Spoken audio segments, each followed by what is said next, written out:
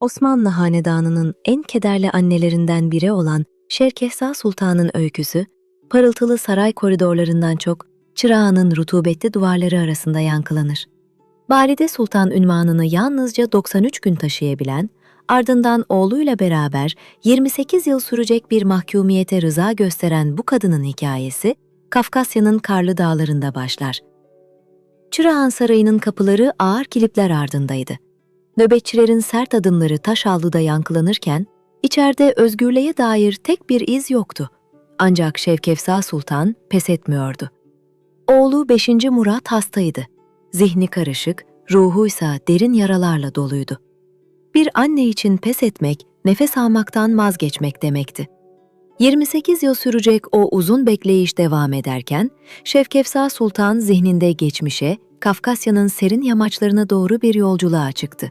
O küçük kızın imparatorluk payitahtına uzanan yolu nasıl aşındırdığını anımsadı.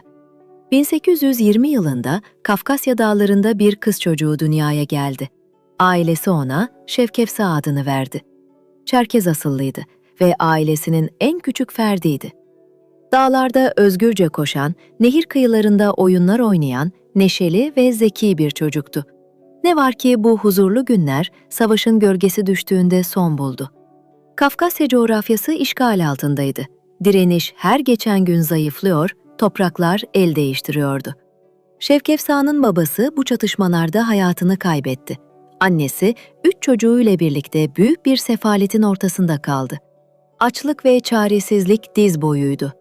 Annesi, çocuklarının hayatta kalabilmesi için dönemin şartları gereği oldukça güç bir karar verdi. Çocuklarını himaye altına alınmaları ve daha iyi bir hayat sürmeleri umuduyla İstanbul'a gönderecekti. Şevkefsa o sırada henüz 7 yaşındaydı. Annesinin eteklerine tutunarak gitmemek için yalvardı. Annesi ise gözyaşları içinde kızının İstanbul'da daha büyük imkanlara kavuşacağını, orada açlıktan ölmeyeceğini biliyordu. Şevkefsa, annesinin hıçkırıkları eşliğinde vedalaşarak bir tüccarın kafilesine katıldı. Yanındaki diğer Çerkes çocuklarla birlikte korku ve hüzün dolu bir yolculuk başladı. Kafkasya'dan Anadolu içlerine, oradan da payitahta uzanan bu yolculuk aylar sürdü. 1827'de İstanbul'a ulaştıklarında, Şevkefsa gördüğü devasa yapılar ve kalabalık karşısında şaşkınlığa uğradı. Burası onun yeni eviydi. Zihninde Kafkasya'nın nehirleri canlansa da artık geri dönüşü olmayan bir yoldaydı. Tüccar onu Topkapı Sarayı'na teslim etti. Sarayın yüksek duvarları ve geniş bahçeleri arasında Şevkefsa'yı saray görevlileri karşıladı. Sarayda ilk günler yabancılık ve özlemle geçti. Şevkefsa dili bilmiyor, bu devasa labirentte kendini yapayalnız hissediyordu. Ancak zamanla uyum sağladı. Türkçe öğrendi, saray adabı eğitimi aldı. Musiki ve raks konularında yetkinleşti. Yıllar geçip Şevkefsa 16 yaşına bastığında artık zarafeti ve güzelliğiyle dikkat çeken genç bir kadın olmuştu. Bir gün saray bahçesinde Veliaht Şehzade Abdülmecit'le karşılaştı. Abdülmecit genç, vakur ve etkileyici bir şahsiyetti. Bakışları Şevkefsa'da duraksadı. O an iki gencin gözleri bir anlığına buluştu. Şehzade bu genç kızın kim olduğunu sordu. Aldığı cevap, gelecekteki hayat arkadaşının adıydı. Şevkefsa. Abdülmecit bu ismi ve o bakışları zihnine kazıdı. Kader, Şevkefsa için yepyeni ve bir o kadar da çetin bir sayfa açıyordu. Şevkefsa güçlü bir kadındı. 7 yaşında ailesinden ayrıldı, yabancı bir ülkeye geldi, yeni bir dil öğrendi, padişahın eşi oldu, valide sultan oldu, sonra hapse düştü. Ama hiçbir zaman pes etmedi. Oğlu için yaşadı. Sonuna kadar dayandı. Eğer sen de güçlü kadın hikayeleri seviyorsan, lütfen videoyu beğenip kanala abone ol ve yorumlara nereden, saat kaçta izlediğini yaz. Senin desteğin bu unutulmuş kadın kahramanların hikayelerini anlatmaya devam etmem için bana güç veriyor. Ve inan bana, seninle paylaşacağım daha nice güçlü kadın hikayesi var. Nuhtap Kadın, Sultan Mahmud'un en güvendiği isimlerden biri olarak saray protokolünü ve harem disiplinini öğretmekle görevliydi. Küçük kızı yanına getirdiklerinde onu uzun uzun süzdü. Ellerini, duruşunu ve bakışlarını inceledikten sonra bu bu çocuğun eğitilirse büyük yerlere gireceğini sezdi. Küçük kız henüz Türkçe ve saray dilini bilmese de hayatta kalmak için öğrenmekten başka çaresi olmadığını biliyordu. Haremdeki ilk dersler oldukça zorluydu. Yürüyüş, selam verme ve duruş derslerinde yapılan her hata sert bir disiplinle karşılanıyordu. Nurtap kadın, sarayın zaaf kabul etmediğini ve sadece güçlerin ayakta kalacağını her fırsatta hatırlatırdı. Küçük kız yorgunluğa rağmen pes etmemeyi seçti. Zamanla Türkçe, Arapça ve Kur'an derslerinde üstün başarı gösterdi. Nurtap kadın, ondaki bu zekayı gördükçe kendisi için özel planları olduğunu fısıldıyordu. Eğitimin en meşakkatli kısmı dans dersleriydi. Sarayda müzik yükseldiğinde sultanlar zarifçe süzülürdü. Başlangıçta utangaç olan küçük kız, dansın bedenin dili olduğunu keşfettiğinde ritme teslim oldu. 8 yaşına geldiğinde Sultan Mahmud'un huzuruna ilk kez çıktı. Titreyen ellerine ve korkusuna rağmen sergilediği performans padişahın tek bir kelimesiyle ödüllendirildi. Güzel. Bu kelime çektiği tüm zorluklara değmişti. Yıllar geçtikçe zarafeti ve güzelliğiyle dikkat çeken bir genç kız oldu. Nurtap kadın ona hep dengeyi öğütledi. Çok güzel olmanın ilgi, çok akıllı olmanınsa korku uyandıracağını, bu ikisini yönetmesi gerektiğini anlattı. Sultan Mahmud artık yaşlanmış ve hastalıklı bir hale almıştı. Ancak bu genç kızın dansını izlerken hala huzur buluyordu. 14 yaşına geldiğinde saray kültürünü tamamen içselleştirmişti. Tek eksiği bir isimdi. Çünkü sarayda adın güçlü biri tarafından verileceğini biliyordu. O günlerde haremde Veliaht Şehzade Abdülmecid'in adı sıkça duyuluyordu. Bir sabah Nurtap kadın, şehzadenin onu bir dans meclisinde görüp beğendiğini ve kendi dairesine nakledilmesini istediğini haber verdi. Kızın kalbi yeni bir hayatın heyecanıyla çarparken sabahın ve onu bekleyen bilinmez geleceğin hayaline daldı. Şehzade Abdülmecid'in dairesi, Topkapı Sarayı'nın diğer köşelerinden bambaşka bir hava taşıyordu. Pencereleri boğazın uçsuz bucaksız maviliğine açılıyor, odaları kadim kitaplarla dolup taşıyordu. Genç şehzade yeniliklerden, Batı dünyasından ve değişimin kaçınılmazlığından söz ederdi sürekli. Babası Sultan Mahmud onu bu fikirlerle yetiştirmişti. Her sabah Fransızca eserler okur, piyano çalar, resim yapar ya da şiir yazardı. Saraydaki diğer şehzadelerden çok farklı bir portre çiziyordu. Genç kız, o dairesine geçtiği birinci günü hiç unutmadı. Nurtap kadın son bir kez ona bakırken artık bir şehzadeye hizmet edeceğini hatırlattı. Çok yakın ya da çok uzak durmadan o meşhur dengeyi korumasını tembihledi. Yıllardır aldığı eğitim ona bu dengeyi çoktan öğretmişti. Daireye adım attığında kalbi göğsüne sığmıyordu. Şehzade Abdülmecid pencere kenarında elinde bir kitapla duruyordu. Kızın içeri girmesiyle başını kaldırdı. Gözleri buluştuğunda zamanın akışı durdu ve dünya derin bir sessizliğe gömüldü. İkisi de bu beklenmedik anın karşısında kararsızdı. Sessizliği şehzade bozdu ve adını sordu. Kız henüz bir isminin olmadığını söyledi. Abdülmecid gülümsedi ve ismini kendisinin vereceğini belirtti. Ona neşe veren anlamına gelen Şerkefsa ismini layık gördü. Genç kız o anda bir yere ait olduğunu ilk kez hissediyordu. Günler haftaları kovalarken Şerkefsa yeni hayatına alıştı. Şehzade ona Fransızca öğretiyor, piyanonun tuşlarına nasıl hükmedeceğini gösteriyordu. Şerkefsa zekasıyla kısa sürede ilerleme kaydetti. Şehzade onun sadece güzelliğiyle değil, akıl dolu fikirleriyle de ilgileniyordu. Ancak bu yakınlık, haremde huzursuz fısıltıları da beraberinde getirdi. Diğer sultanlar aralarındaki bağı konuşmaya başlamıştı. Şevkefsa duyduklarını umursamamaya çalışarak o altın kuralı uyguluyordu. Dengede kalmak. Bir akşam şehzade piyano çalarken Şevkefsa onu hayranlıkla dinliyordu. Abdülmecid ondan dans etmesini istedi. Şevkefsa bu sessizlikte sadece şehzade için yeteneğini ortaya koydu. Elleri havada süzüldü, ayakları yerde zarifçe döndü. Şehzade gözlerini bir an bile ondan ayırmadan izledi. o geceden sonra bakışlardaki anlam değişti. Şerkefsa artık sadece bir hizmetkar değil, şehzadenin gönlünde yer tutan biriydi. Zaman 1838'den 1839'a doğru akarken Sultan Mahmud'un hastalığı ağırlaştı.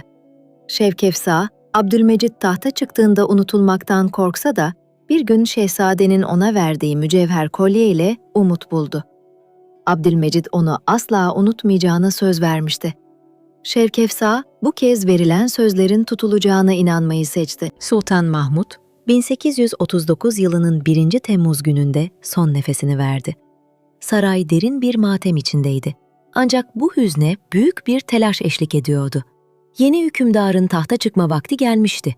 Abdülmecit henüz 16 yaşındaydı ama artık imparatorluğun yegane hakimiydi. Görkemli cürus töreninde binlerce insan dualarla ona biat ederken, Şevkefsa bu tarihi anı uzaktan karmaşık duygularla izledi. Sevdiği genç adam artık bir padişahtı ve aralarındaki mesafe her zamankinden daha aşılmaz görünüyordu. Ancak Abdülmecit verdiği sözü kalbinde taşıyordu. Tahta çıkışından bir ay sonra Şevkefsa'yı huzuruna çağırttı. Genç kadın unutulmuş olma korkusuyla titreyerek padişahın yanına girdi. Abdülmecit onu gülümseyerek karşıladı ve ona olan sevgisini dile getirerek evlenme teklif etti. Bir padişahın bir cariyeye aşkından söz etmesi, Şevkefsa için gerçek olamayacak kadar güzel bir rüyaydı. Hayatında ilk kez sevildiğini hisseden genç kadının yanaklarından mutluluk gözyaşları süzüldü. 1. Ağustos 1839 tarihinde nikahları kıyıldı. Şevkefsa artık bir cariye değil, padişahın gözdesi ve eşiydi. 19 yaşında, Kafkasya'dan gelişinin 12. yılında, Dolmabahçe Sarayı'nın en güzel dairelerinden birine yerleşti. Abdülmecit her gece yorgunluğunu onun yanında atıyor, devletin modernleşmesi için hazırladığı tanzimat planlarını ve hayallerini onunla paylaşıyordu. İkisi de gençti ve dünyayı değiştirebileceklerine inanıyorlardı. Sarayın entrikalarla dolu haremi ise Şevkefsa için yeni bir sınavdı. Servet Seza, Hoşyar ve diğer kadınlar arasında yerini almaya çalışırken, en büyük dayanağı padişahın ona olan gerçek aşkıydı. Ancak haremin katı kuralları uyarınca gücünü perçinlemek için bir evlat sahibi olması gerektiğini biliyordu. Duaları çok geçmeden kabul oldu. 1839'un son günlerinde saray hekimleri müjdeli haberi verdi. Şevkefsa hamileydi. Abdülmecit bu haberi aldığında sevincinden Şevkefsa'yı kucakladı. Hamilelik süreci büyük bir özen ve huzurla geçti. Padişah her gün eşini ziyaret ediyor, doğacak evlatlarının hayalini kuruyordu. 1840 yılının yazı yaklaşırken sadece bir bebeği değil, imparatorluğun geleceğini de büyük bir umutla bekliyorlardı. Harem bahçesinde yapraklar sararırken, hamileliğin son ayları ağır bir tempoyla ilerliyordu. Şevkefsa, karnındaki bebeğin her hareketini derinden hissediyor, her tekmeyi dikkatle takip ediyordu. Sultan Abdülmecit, yoğun devlet işlerine rağmen eşinin yanından ayrılmıyordu. Tanzimat fermanıyla imparatorluk kabuk değiştirirken, genç padişah için en önemli mesele eşinin ve doğacak evladının sağlığıydı. Akşamları Şevkefsa'nın yanına gelir, doğacak şehzadesiyle konuşurdu. Onun bir gün büyük bir sultan olacağına dair kurduğu hayaller, Şevkefsa'nın yüzünde zarif bir tebessüm oluşturuyordu. Geceler sarayın o görkemli sessizliğinde farklı bir anlam kazanıyordu. Abdülmecit günün yorgunluğunu Şevkefsa'nın yanında unutuyor, ona olan sevgisini her fırsatta dile getiriyordu. Şevkefsa bu derin sevgiyle kendini sadece bir cariye gibi değil, ruhuna değer verilen gerçek bir eş gibi hissediyordu. Padişahın ona fikirlerini sorması, genç kadına haremde ayakta kalabilmesi için büyük bir güç aşılıyordu. Saray koridorlarında fısıltılar eksik olmuyordu. Padişahın Şevkefsa'ya olan tutkusu, harem hiyerarşisinde taşları yerinden oynatmıştı. Başkadın Servet Seza'nın çocuk sahibi olamaması, Şevkefsa'nınsa bir şehzade bekliyor olması, dengeleri tamamen değiştiriyordu. Şevkefsa, haremde hayatta kalmanın tek yolunun, padişahın kalbine yakın durmak olduğunu yaşayarak öğrenmişti.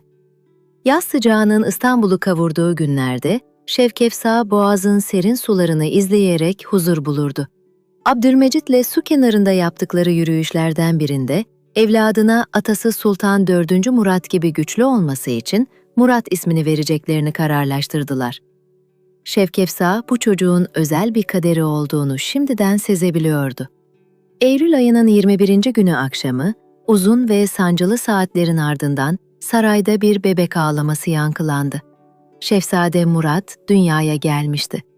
Abdülmecit içeri girdiğinde Şevkefsa'nın kucağındaki küçücük mucizeyi gördü ve duygularına hakim olamadı. Şevkefsa içinse o an, annelik duygusunun tüm benliğini kapladığı kutsal bir andı. Şehzadenin doğumuyla Şevkefsa'nın konumu sarsılmaz hale geldi. Oğlunu emzirirken ona Kafkasya'nın uzak dağlarından hatıra kalan ninnileri söylüyordu. Yıllar önce annesinin ona mırıldandığı o ezgiler, şimdi küçük şehzadenin uykularına eşlik ediyordu. 1840 yılının sonu yaklaşırken Şevkefsa, Kafkasya'dan getirilen o korkmuş küçük kızın artık ne kadar geride kaldığını fark etti. Şimdi o, sevilen ve saygı gören güçlü bir kadındı. Şehzade Murat her geçen gün serpiliyor, zarafeti her adımda daha belirgin hale geliyordu.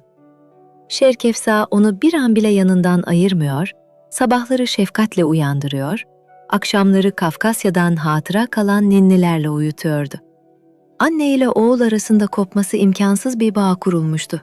Küçük şehzade annesinin yokluğunda huzursuzlanıyor, Şevkefsa ise evladından uzak kaldığından nefesi kesilir gibi oluyordu. Sultan Abdülmecit, Şevkefsa'nın anneliği bu kadar doğal yaşamasına hayrandı. Genç kadın için Murad'ı büyütmek bir görev değil, hayatının gayesiydi. Bebeğiyle geçirdiği her an, sarayın ağır havasında ona taze bir soluk oluyordu. Sarayda Murad'ın varlığı şerefine görkemli şenlikler düzenlendi.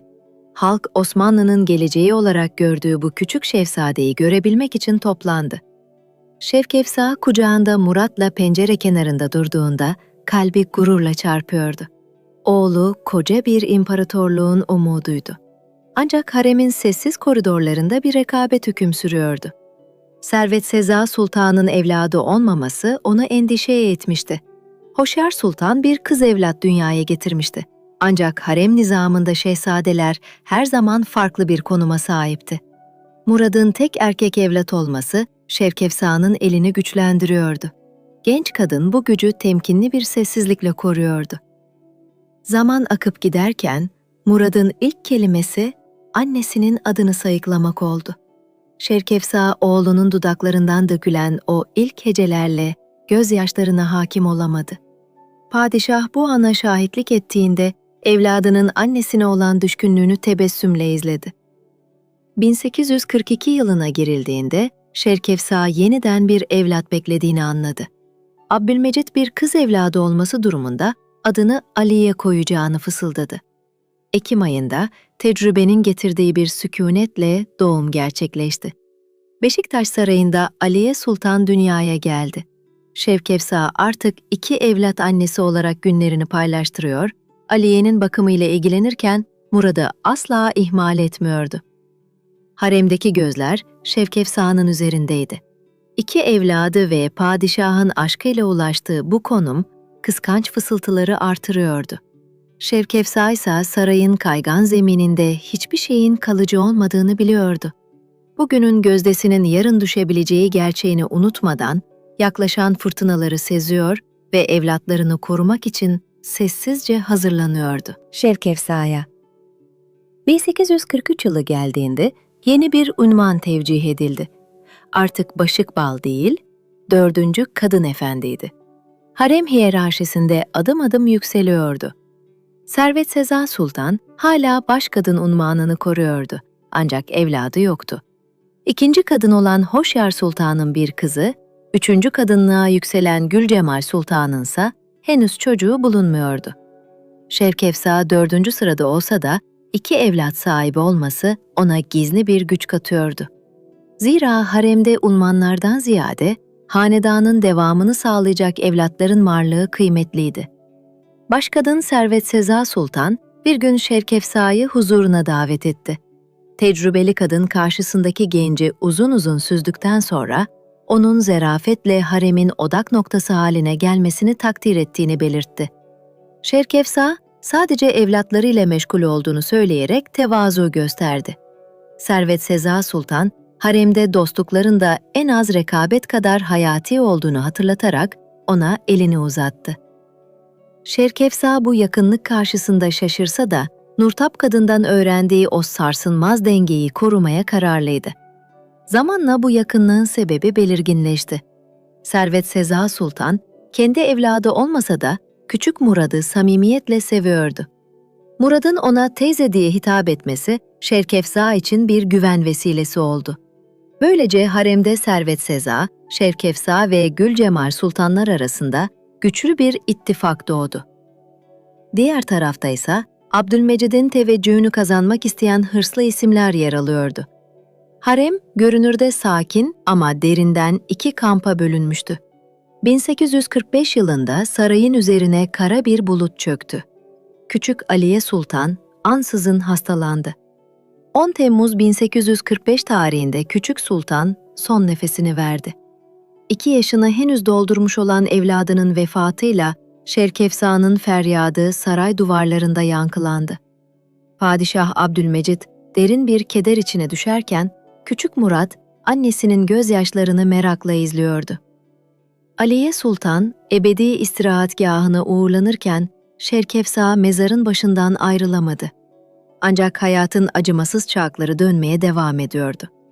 Murad'a kol kanat gelmeli, kederli padişaha destek olmalıydı. Aynı yıl Şerkefsa, 3. kadın unvanına yükseltildi. Makama artsa da kalbindeki boşluk kapanmıyordu. Yine de Murad'ın geleceği ve haremin kaygan zemininde ayakta kalabilmek için acısını yüreğine gömdü. Yüzüne taktığı güçlü kadın maskesiyle mücadelesine devam etti. Sarayın koridorlarında Aliye Sultan'ın vefatından sonra derin bir sessizlik hakim olmuştu. Şerkefsa artık eski neşesini yitirmiş, gülüşleri azalmış, bakışları uzaklara dalıp gitmişti. Murad'a her zamankinden daha sıkı sarılıyor, evladını bir an bile gözünün önünden ayırmıyordu. 5 yaşına giren küçük şehzade, annesinin ruhundaki bu değişimi seziyor, kederini anlamaya çalışıyordu. Şerkefsa, oğlunun yanında gözyaşlarını gizlemeye çalışsa da, Murat annesinin eskisi gibi olmadığını biliyordu. Sultan Abdülmecid, eşinin acısını hafifletmek için elinden geleni yapıyordu. Teselli dolu sözler fısıldasa da, Şerkefsa'nın yüreğindeki sızı dinmiyordu. Aliye'nin sıcaklığını kollarında hissetmek istiyor, kokusunu özlüyordu. Hiçbir söz, kaybedilen evladın boşluğunu doldurmaya yetmiyordu. Geceler Şerkefsa için birer sınav gibiydi. Rüyalarında Aliye'ye koşuyor, ancak ona asla ulaşamıyordu. Kanter içinde uyandığında, Abdülmecid onu sakinleştirmeye çalışsa da, aynı keder her gece yeniden canlanıyordu. Bu zor günlerde Servet Seza Sultan, Şerkefsa'yı yalnız bırakmadı. Sessizce yanında oturup elini tutarak ona destek oldu. Murad'ın hala burada olduğunu ve annesinin ona tutunması gerektiğini hatırlattı. Şerkefsa, evladı için ayakta kalması gerektiğinin farkındaydı. Zamanla toparlanmaya başladı. Murat'la geçirdiği vakitleri artırdı. Ona hikayeler anlatıp, ninniler söyleyerek yaralı ruhunu iyileştirdi.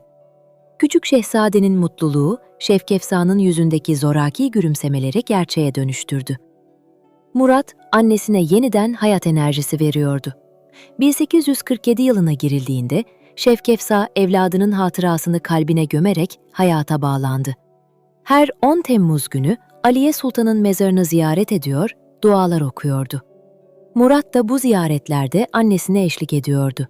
Haremde yeni dengeler kurulmaya devam ediyordu. Gülcemal Sultan, Şehzade Mehmet Reşad'ı dünyaya getirmişti.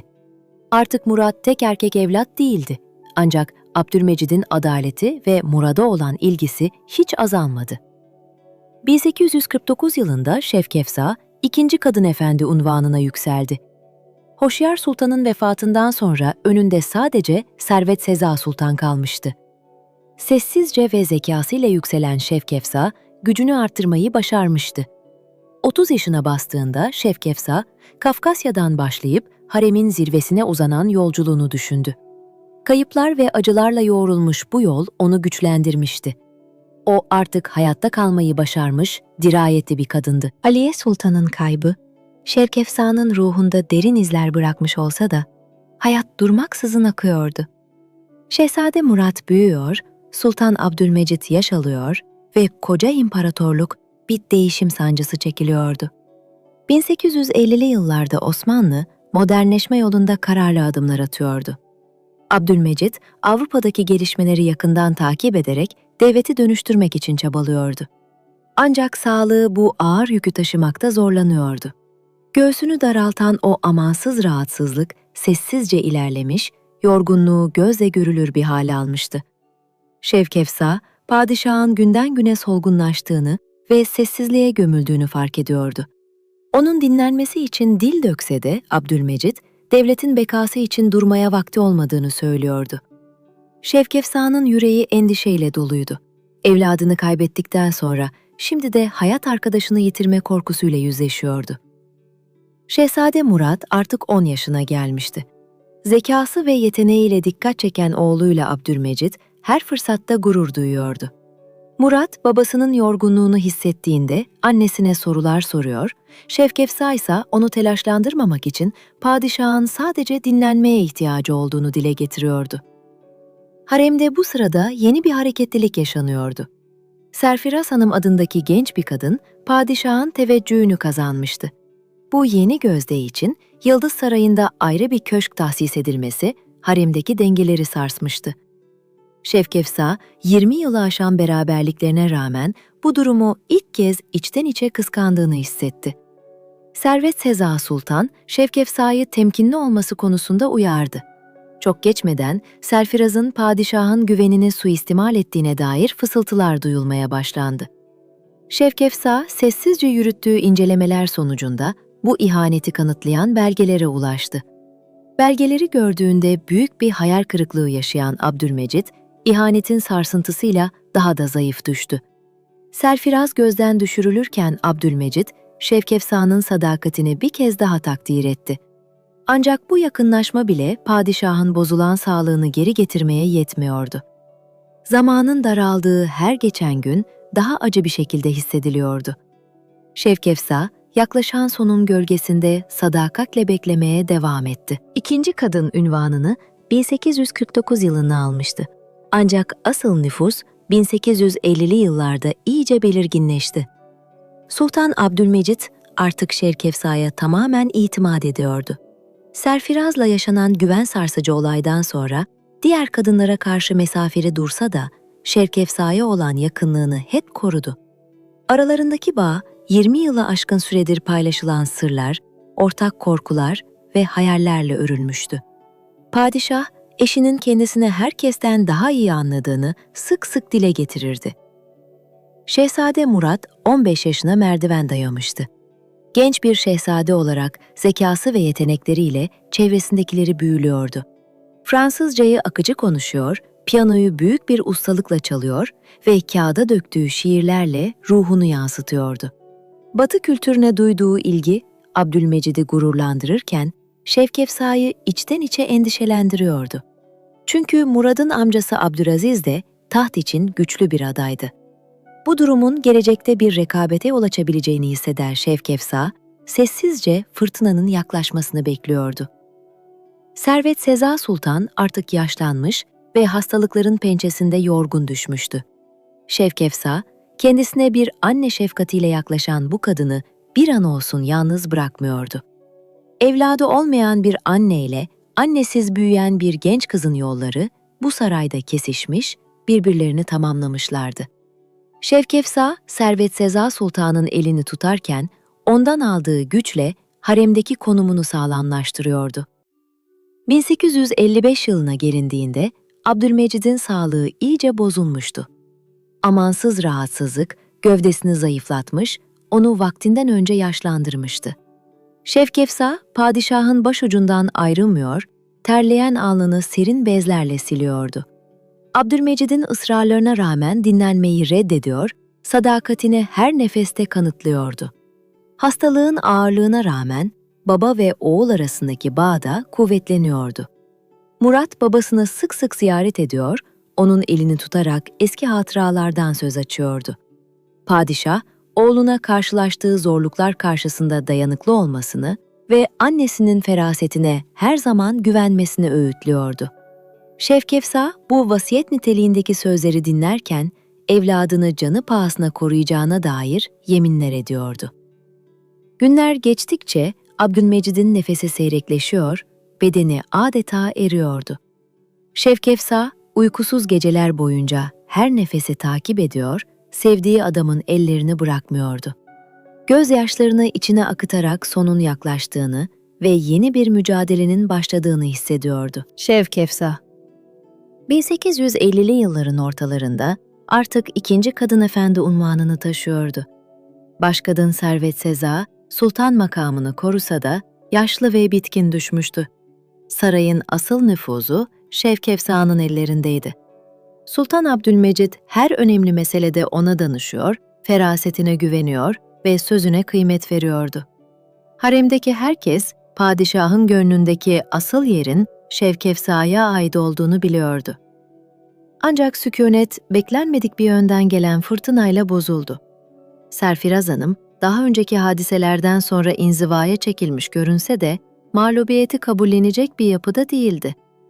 Abdülmecid'in kendisinden uzaklaşmasını hazmedemiyor, yeniden itibar kazanmak için gizli planlar yapıyordu. Şevkefsa tehlikenin geçtiğini düşünerek rahatlamış olsa da, Serfiraz haremde yeni bir strateji izlemeye başladı.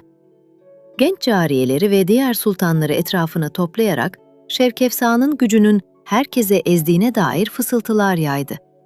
Şevkefsa, bu el altından yürütülen faaliyetleri fark ettiğinde durumu Servet Seza Sultan'a açtı. Tecrübeli başkadın, Serfiraz'ın intikam hırsıyla dolu olduğunu belirterek dikkatli olmasını öğütledi. Şevkefsa, padişahın kendisine olan sarsılmaz güvenine inanıyor olsa da, Servet Seza'nın endişeli bakışları altında temkinli olmayı seçti. Serfiraz'ın mektup ve hediye trafiği Abdülmecid tarafından karşılıksız bırakılınca, hırslı kadın son ve en tehlikeli hamlesini yaptı. Padişahın huzuruna çıkarak Şevkefsa'nın sadakatine gölge düşürecek asılsız iddialar ortaya attı. Abdülmecid, duydukları karşısında öfkelense de kanıt talep etti. Serfiraz, elinde hiçbir gerçek dayanak olmadığı için kapana kısıldı. Yalanının ortaya çıkmasıyla padişahın gazabına uğrayan Serfiraz, bir daha çıkmamak üzere köşküne hapsedildi. Bu olay, Abdülmecid ile Şevkefsa arasındaki bağı daha da çelikleştirdi. Padişah, eşinin sadakatini her şeyin üzerinde tuttuğunu dile getirdi. Ancak bu manevi huzura, amansız rahatsızlığın getirdiği fiziksel çöküş gölge düşürüyordu. Göğsündeki hırıltı ve bitmek bilmeyen öksürükler, hekimlerin çaresiz kalmasına neden olmuştu. Abdülmecid, vaktinin daraldığını derin bir sükûnetle kabul etmişti. Şevkefsa, hayat arkadaşının eriyip gidişini izlerken derin bir keder içindeydi. 20 yılı aşkın süren bu yol arkadaşlığının sonunda yalnız kalma fikri ruhunu yaralıyordu. Servet Seza Sultan, Şehzade Murad'ın geleceği için metanetli olması gerektiğini hatırlatıyordu. Şevkefsa, eşinin son günlerinde ona sığınak olmaya çalışırken, padişahın vefatından sonra kendisini ve oğlunu bekleyen belirsiz geleceğin endişesiyle baş başa kaldı. Şehzade Murad 16 yaşına bastığında artık tam bir genç adam olmuştu. Uzun boylu, yakışıklı ve son derece zarifti. Fiziksel özellikleriyle babası Abdülmecid'i andırsa da bakışlarındaki derinlik annesi Şevkefsa'nın izlerini taşıyordu. Şevkefsa, bir zamanlar kucağındaki o küçücük bebeğin şimdi bir şehzadeye dönüşmesini gururla izliyordu. Eğitim süreci Şevkefsa için hayati bir önem taşıyordu. Zira oğlunun bir gün tahta çıkma ihtimali her geçen gün belirginleşiyordu. Abdülmecid de aynı hassasiyetle hareket ederek Murad'a dönemin en iyi hocalarını tayin etti. Genç şehzade Fransızca, Arapça ve Farsça lisanlarını öğreniyor, tarih, coğrafya ve matematik derslerinde üstün başarı gösteriyordu. Sanata olan düşkünlüğü ise resim, müzik ve edebiyatla harmanlanarak karakterini şekillendiriyordu. Murad sadece dersleriyle yetinmiyor, imparatorluğun geleceği üzerine de kafa yoruyordu. Odasındaki haritaları incelerken annesine Osmanlı'nın Avrupa karşısındaki konumunu sorgulayan sorular yöneltiyordu. Şevkefsa, Avrupa'daki değişime ayak uydurmanın önemini anlatırken, Murad'ın gözlerinde bir gün padişah olursa, bu dönüşümü bizzat gerçekleştirme azmi parlıyordu. Annesi bu büyük hayalleri dinlerken değişimin getireceği zorlukları düşünerek endişe duysa da oğlunun kararlılığına engel olmuyordu. Anne ile oğul arasındaki bağ zamanla bir dostluğa ve sırdaşlığa dönüştü. Murat, içindeki korkuları sadece annesiyle paylaşıyordu. İyi bir hükümdar olamama kaygısı taşıdığı anlarda Şevkefsa, onun ellerini tutarak metanetini korumasına yardımcı oluyor ve ona güç veriyordu. Ancak Murat'ın zihnini amcası Abdülaziz'in taht önceliği kurcalıyordu. Şevkefsa, oğlunun bu kaygılarını kadere olan inancıyla teskin ederken, ona her daim hazırlıklı olması gerektiğini hatırlatıyordu. 1857 yılında 17 yaşındaki Murat için artık yuva kurma vakti gelmişti. Şevkefsa, oğluna en uygun eş olarak Filisten Hanım'ı seçtiğinde, Murat annesinin ferasetine güvenerek bu izdivacı kabul etti. Sarayda kurulan bu yeni yuva, Şevkefsa'ya kısa bir süreliğine de olsa huzur verdi. Fakat sarayın üzerindeki hüzün perdesi tamamen aralanmış değildi. Abdülmecid'in amansız rahatsızlığı onu artık yataktan kalkamaz hale getirmişti. Şevkefsa ve Murat, padişahın başucundan ayrılmıyordu. Abdülmecid, vaktinin daraldığını hissederek eşine ve oğluna birbirlerine sığınmalarını vasiyet etti. Şevkefsa, karşısındaki olgun adama baktığında, 17 yaşındaki bu gencin artık çocukluktan tamamen sıyrıldığını gördü. Yaklaşan belirsizlikler karşısında tek dayanağı oğlu Murat'tı. Saray ahalisi için 1858 yılı keder dolu bir zaman dilimiydi. Sultan Abdülmecid iyice zayıflamış, hayata tutunmakta her geçen gün daha fazla zorlanmaya başlamıştı. Ancak sarayın taş duvarları ardında hayat, tüm entrikaları ve bitmek bilmeyen fısıltılarıyla akmaya devam ediyordu. Serfiraz Hanım hala köşkünde gözetim altındaydı. Fakat tamamen sükûnete bürünmüş değildi. Gizlice gönderdiği mesajlar ve yazdığı mektuplarla kaybettiği itibarını yeniden kazanabilmek için küçük bir umut ışığı arıyordu. Şevkefsa, Servet Seza Sultan'dan aldığı haberlerle bu hareketliliğin farkındaydı. Tecrübeli başkadın, Serfiraz'ın pes etmeye niyeti olmadığını belirterek dikkatli olunması gerektiğini hatırlatıyordu.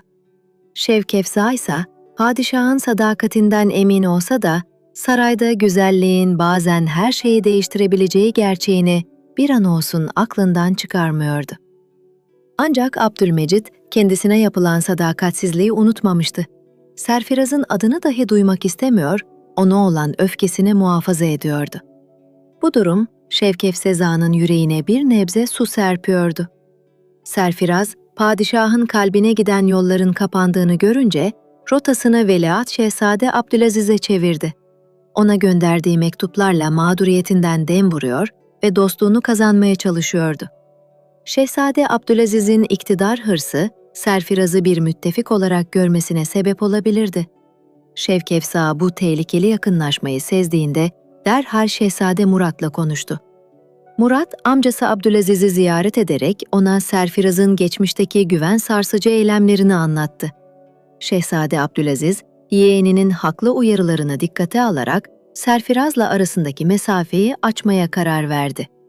Tüm kapıların yüzüne kapandığını anlayan Serfiraz, haremde yapayalnız kaldı.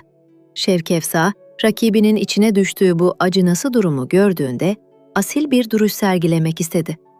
Abdülmecid'in huzuruna çıkarak Serfiraz'ın affedilmesini ve haremdeki yaşantısına geri dönmesine izin verilmesini rica etti.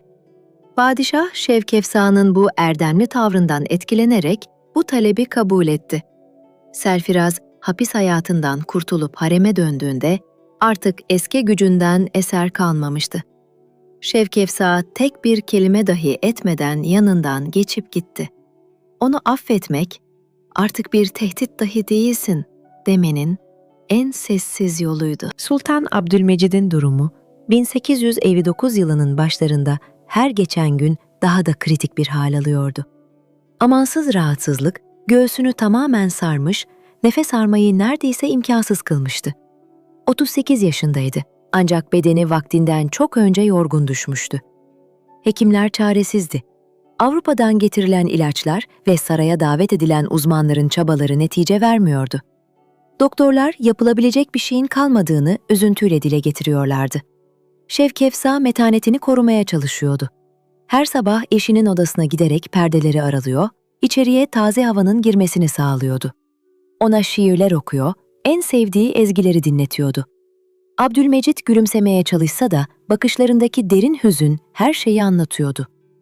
Servet Seza Sultan da kederli padişahı yalnız bırakmıyordu. Onu küçüklüğünden beri tanıyan yaşlı kadın, Sultan Mahmud'un bir zamanlar umut dolu olan o genç şehzadesinin şimdi bu halde olmasına sessizce hüzünleniyordu. Şevkefsa'ya Şehzade Murat için sarsılmaz bir güçle ayakta kalması gerektiğini hatırlatıyordu. Murat, babasını her gün ziyaret ediyordu.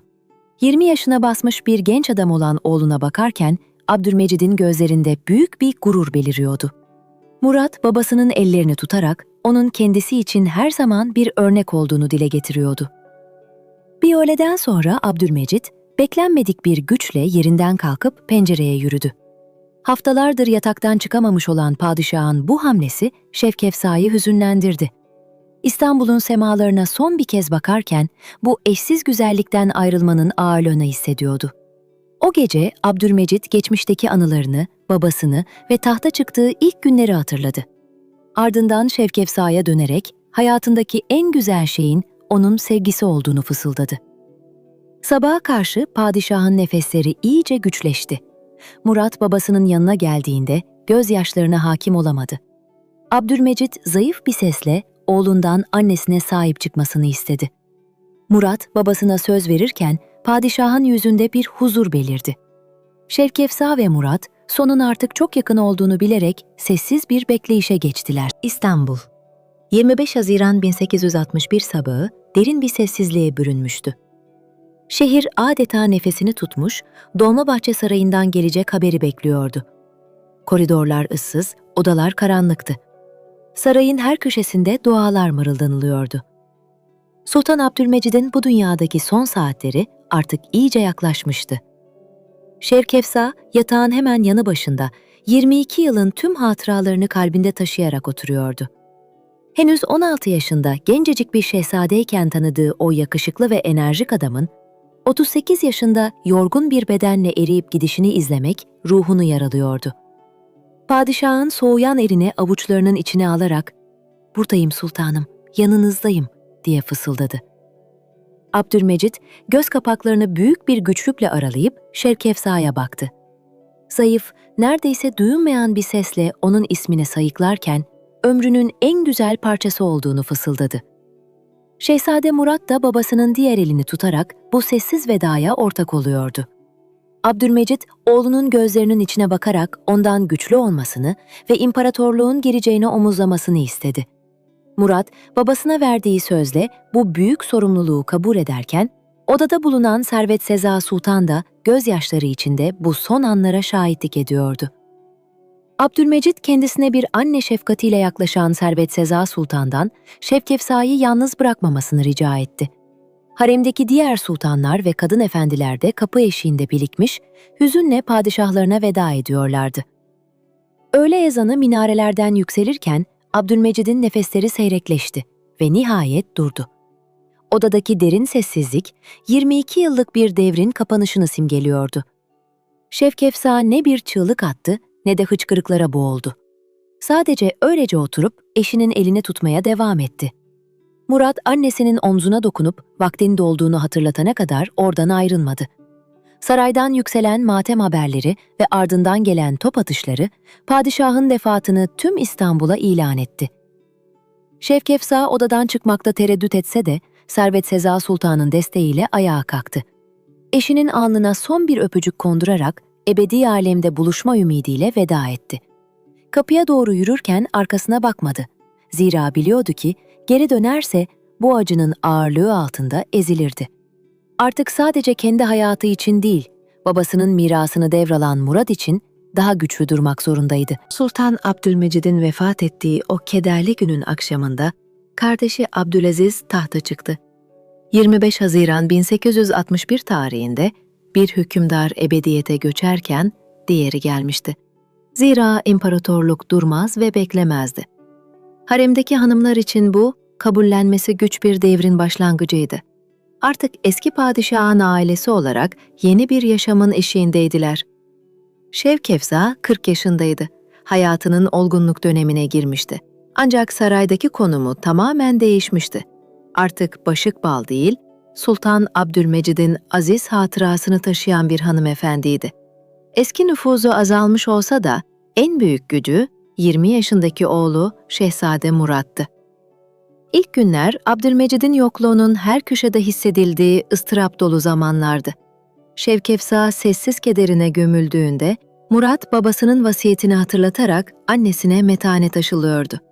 Servet Seza Sultan da iyice yaşlanmış ve zayıf düşmüştü. Ancak Şevkefsa'yı bir an olsun yalnız bırakmıyordu. Murad'ın istikbaline dair sarsılmaz bir inanç taşıyor, sabretmenin sonunda selametin geleceğini fısıldayıp duruyordu. Sultan Abdülaziz ise ağabeyinden farklı bir karaktere sahipti. Daha gelenekçi bir yol izleyerek kendi saray düzenini kurmuştu. Şevkefsa yeni padişahın ilgisinden uzak kalmanın getirdiği emniyetle tamamen oğluna odaklandı. 1860'lı yıllar birbirini kovalarken Şehzade Murat, Filisten Hanım'la huzurlu bir yuva kurmuş ve Fatma Sultan adında bir kız evlat sahibi olmuştu. Şevkefsa küçük torununu kucağına aldığında bir an geçmişin tozlu sayfalarına daldı. Kaybettiği kızı Aliye'nin minikliğini anımsadı.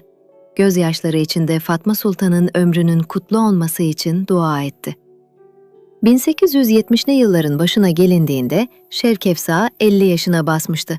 1868 yılında dert ortağı Servet Seza Sultan'ın vefatıyla sarayda daha da yalnız kalsa da oğlu Murad'ın varlığı en büyük tesellisiydi. Sultan Abdülaziz'in saltanatının sonlarına doğru huzursuzluklar artmaya başladı. Değişim rüzgarları sert esiyor, fısıltılar Şehzade Murad'ın ismini daha sık anıyordu. Murat büyük sorumluluğun ağırlığı altında ezilmekten korktuğu bir gece annesine sığındı. Şevkefsa evladının ellerini tutarak gerçek cesaretin korkuya rağmen ilerlemek olduğunu hatırlattı. Oğlu artık kaderin kendisine hazırladığı o büyük ana hazırdı. İstanbul'da 30 Mayıs 1876 sabahı fevkalade bir hadise vuku buldu. Devlet ricali bir araya gelmiş ve padişah tahttan indirilmişti. Şehir sessiz ve hızlı bir değişime şahitlik ediyordu. Sultan Abdülaziz artık makamında değildi. Şevkefsa haberi aldığında büyük bir şaşkınlık yaşamadı. Aylardır saray koridorlarında dolaşan fısıltılar bu ana hazırlık gibiydi. Murat annesinin yanına gelip amcasının yerine kendisinin padişah makamına getirildiğini bildirdiğinde Şevkefsa'nın dünyası adeta döndü. Oğlu Sultan 5. Murat unvanıyla tahta çıkıyordu. Murat 36 yaşında olgun bir adam olsa da o an üzerindeki ağır sorumluluğun yüküyle sarsılmış görünüyordu. Aynı gün biat törenleri başladı. Dualar eşliğinde Sultan 5. Murat babası Abdülmecid'in tahtına oturdu. Şevkefsa oğlunu uzaktan izlerken onun babasına olan benzerliği karşısında derin bir hüzün hissetti. Ancak Murad'ın elleri titriyor, bakışlarındaki tedirginlik gizlenemiyordu. Eşi Filisten Hanım, Murad'ın geceleri hiç uyuyamadığını fısıldıyordu. Murat, babasının yarım kalan reform hayallerini hayata geçirmek istiyordu. Lakin zihni bir türlü sükûnet bulamıyordu. 4 Haziran 1876 tarihinde gelen acı haberse her şeyi alt üst etti. Abdülaziz'in vefatı sarayda büyük bir sarsıntıya yol açtı. Murat amcasının kaybından kendisini mesul tutuyor, bu vicdan azabıyla günden güne eriyordu. Geceler kabusa dönmüş, Murat uykularında hezeyanlar yaşamaya başlamıştı. Suçluluk duygusuyla aklının sınırlarını zorluyordu. Şevkefsa, oğlunun bu zihinsel çöküşü karşısında çaresizce ona güç vermeye çalışsa da Murad'ın durumu ciddiyetini koruyordu. Sarayda Murad'ın artık bu makamı taşıyamayacağına dair fısıltılar yükseliyordu. Şevkefsa, oğlunu her ziyaretinde ona metanet aşılamak istese de Murat kendisini başarısız hissederek gözyaşı döküyordu. Haziran ayı nihayete ermeden Murad'ın ruhsal durumu tamamen bozuldu. Hekimlerin müdahaleleri yetersiz kalırken Murad'ın saltanatı sadece 93 günün ardından sona ermek üzereydi. Şevkefsa, dünyasının bir kez daha yıkılışına tanıklık ediyordu. 30 Mayıs 1876 tarihinden 31 Ağustos 1876 tarihine kadar Şevkefsa, Osmanlı mülkünün Valide Sultanı unvanını taşıdı. 93 gün süren bu dönem, imparatorluk tarihinin en kısa ve belki de en hüzünlü valide sultanlık süreciydi. Oğlu tahtın sahibiydi. Ancak bu kısa saltanat, büyük umutların yerini derin bir kedere bırakmasına engel olamadı. İlk günler Abdülmecid'in yarım kalan rüyalarının gerçekleşeceği inancıyla umut doluydu. Modernleşme hamleleri ve büyük reformlar için hazırlıklar yapılıyordu. Şevkefsa, 56 yaşında yorgun bir kadın olmasına rağmen, Murad'ın başarısıyla gurur duyuyor, metanetini koruyordu. Lakin bu saadet uzun sürmedi. Amcası Abdülaziz'in hazin vefatı, Murad'ın zihinsel dengesini tamamen sarstı. Suçluluk ve korku, genç padişahı günden güne içine kapattı. Şevkefsa saray koridorlarında yükselen huzursuz fısıltıları duyuyor, oğlunun iyileşmesi için zamana ihtiyacı olduğunu dile getiriyordu. Ancak devlet ricali sabırsızdı. Devletin bekleme lüksü olmadığını savunuyorlardı. Nihayet Ağustos ayı sonunda Murad'ın hastalığı gerekçe gösterilerek tahttan indirilmesine karar verildi. Şevkefsa'nın itirazlarına rağmen 31 Ağustos 1876 tarihinde Murad'ın yerine kardeşi II. Abdülhamit tahta çıkarıldı. Oğlunun yanına giden Şevkefsa, başarısızlık hissiyle ezilen Murad'ı bağrına bastı. Onu Sultan 5. Murat olarak her zaman babasının iftiharı kalacağına dair teselli etmeye çalıştı. Yeni padişah Abdülhamit, Şevkefsa'ya hürmet gösterse de devletin güvenliği için Murad'ın dış dünyadan yalıtılmış bir mekanda kalması gerektiğini bildirdi. Murad'ın Çırağan Sarayı'na yerleştirilmesi kararlaştırıldığında, Şevkefsa bir an bile tereddüt etmeden evladının yanında olmayı seçti. Eylül 1876 tarihinde anne ve oğul, Boğaz'ın kenarındaki bu görkemli ama kapıları kilitli saraya taşındılar. Şevkefsa, pencereden dışarıdaki özgür kuşları ve akıp giden suları izlerken, kendilerini bekleyen o uzun ve sessiz tutsaklık yıllarının ilk adımını atmıştı. Şevkefsa 31 Ağustos 1876 akşamı pencere kenarında oturmuş, sessizce dışarıyı izliyordu. Çırağan Sarayı'nın koridorlarına derin bir sükûnet hakimdi. Kapıların ardındaki muhafızlar ve kilitli kapılar, dış dünya ile aralarındaki bağı tamamen koparmıştı. 56 yaşındaki bu yorgun kadın bir an geçmişe, Kafkasya'nın Hür Dağları'ndan İstanbul'a getirildiği o ilk günlere gitti. O küçük kızın kurduğu özgürlük hayalleri, şimdi yerine bu görkemli ama hüzünlü yalıtılmışlığa bırakmıştı. Şehzade Murat, hekimlerin verdiği teskin edici ilaçların etkisiyle derin bir uykudaydı. Aksi halde zihnindeki fırtınalar ve uykusunda yankılanan keder dolu sayıklamalar dinmek bilmezdi. Şevkefsa, 36 yaşında olmasına rağmen, vaktinden çok önce ihtiyarlamış görünen oğlunu şefkatle süzdü. Saçlarındaki aklar ve yüzündeki derin keder izleri, yaşanan ağır günlerin sessiz şahitleriydi.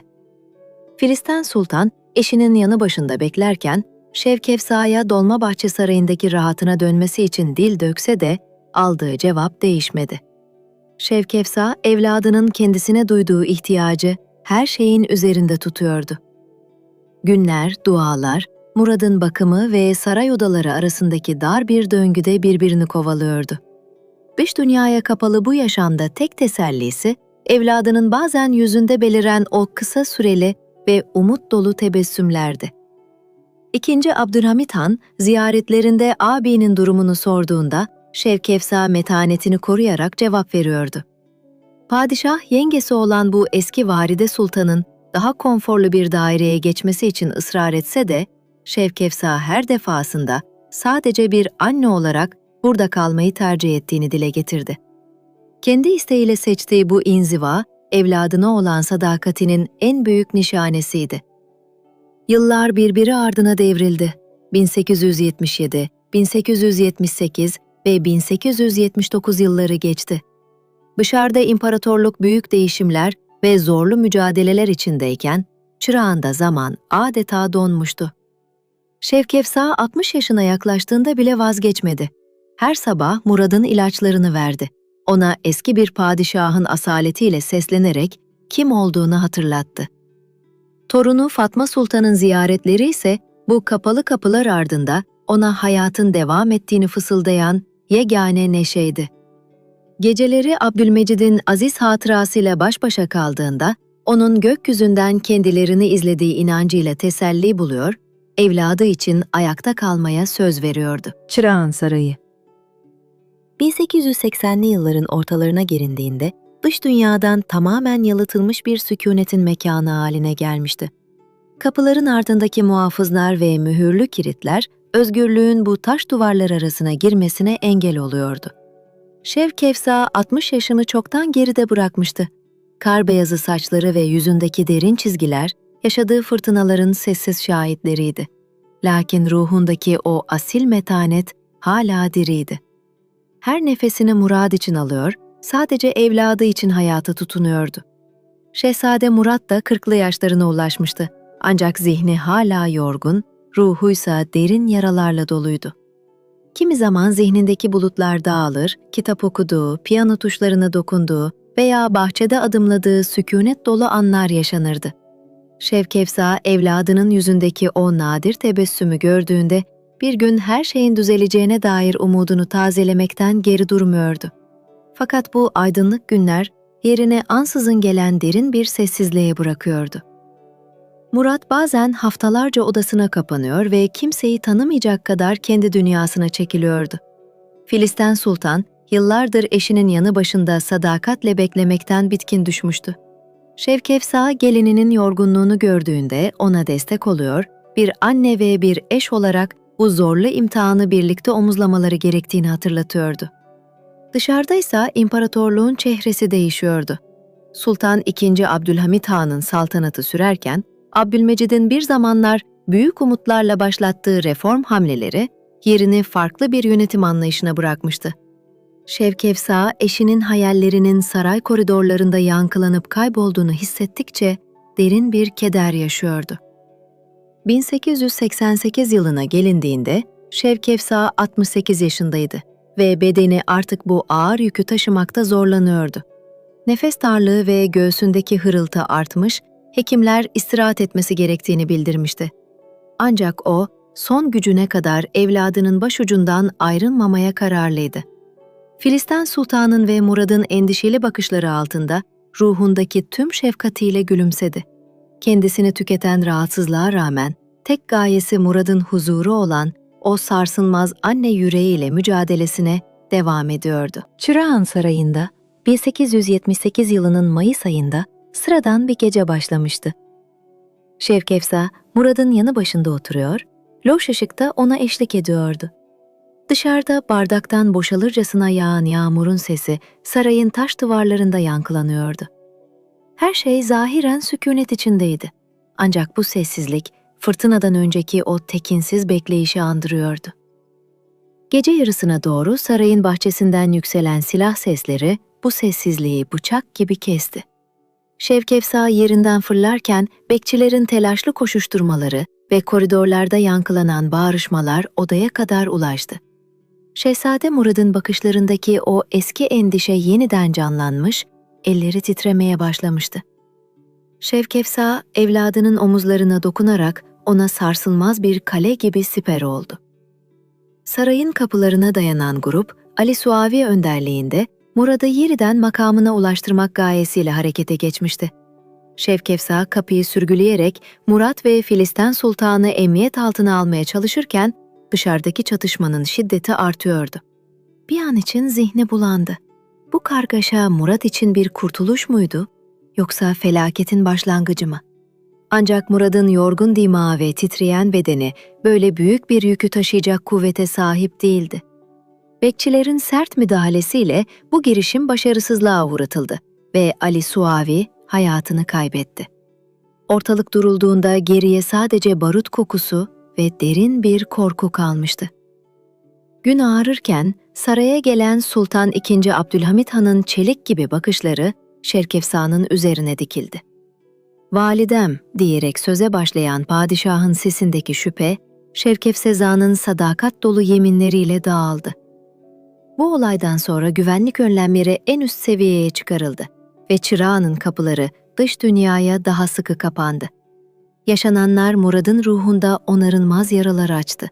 Kendisi için feda edilen hayatların ağırlığı altında ezilen genç şehzade, amcası Abdülaziz'in hazin sonunu hatırlayarak derin bir korkuya kapıldı. Şevkefsa evladının zihnindeki bu karanlık düşünceleri dağıtmak için gece gündüz onun başucunda nöbet tuttu. Abdülhamit Han'ın merhametiyle hayatta kaldıklarını bilse de her adım sesi Şevkefsa'nın yüreğine ağzına getirmeye yetti. Zaman geçtikçe Murad'ı hala destekleyenlerin varlığı bir gerçek olarak kalsa da Şevkefsa evladının artık sadece huzura ihtiyacı olduğunu biliyor. Eylül rüzgarları 1889 yılında Çırağan Sarayı'nın pencerelerinde yankılanırken Şevkefsa Sultan artık ömrünün son demlerine gelmişti.